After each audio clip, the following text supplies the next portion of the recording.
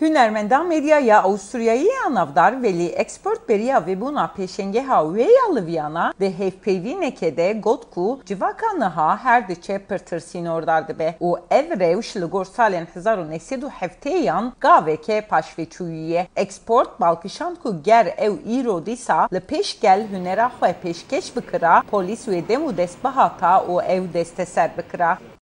Ich denke daran, dass es immer ein Bedürfnis ist. Performansên li bajaran hin pir nediyar bûn û mirovan ew weke ku tiştê tê pêşkêşkirin didî.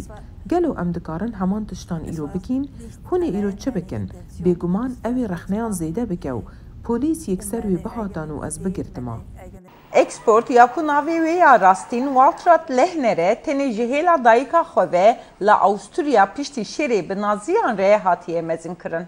Diyarkirina da afrandin û pêşedana karên hunerî ya eksportê de bi mezûnbûna wê ava bûye. Armanca min ew bû ku ez berhemên xwe yên hunerî ji bo civakê biafrînim. Her wisa armanca min ne tenê çêkirin û diyarkirina nerînên min e.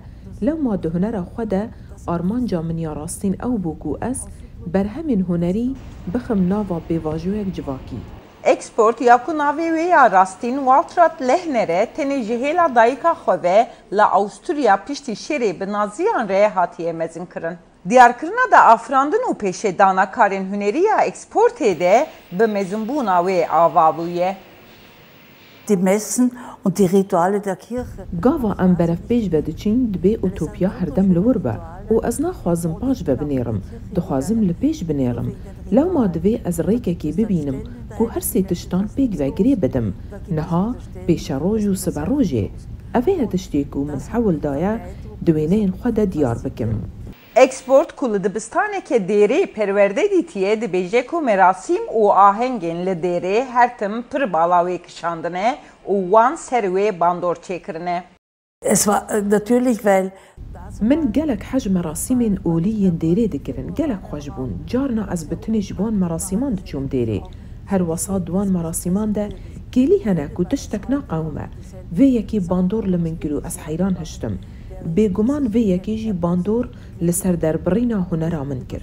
Berhemên destpêkiyên export feminîst bûn û îro jî laşa jinê di piraniya xebatên wê de serdestin. Hevdem li hemberî Awstrya Konservatîv exportê dixwest ku dî jî helwestên serdestiyên di civakê de çalakiyên protestoyê yên huzurkur biafrîne. Export balî dikişîne ku di van rojan de ji ber cîhaneke ku bi lez û bi awayên nediyar diguhere ti tişt nezelale. ja, weil unsere Gesellschaft ist sehr restriktiv. Civaka me her ku diçe pirtir sinûrdar dibe. Ew ne ji ber nebûna utopyan e, lê ji ber ku her tişt ne ewle. Em neçar dimînin ku niha pitir xwe biparêzîn û hemî dinya li dûra me diguhere. Pêşengeha export ya li Viyanayê ew ê heya yekê cotmehê bidome. û tê de zêdetirî 106 berhemên di navbera dawiya salên 1960 û yên 1909 têne nîşandan ku hejmarek ji wan cara yekê ye ku têne pêşandan. Özlem Yasak, Denge Amerika.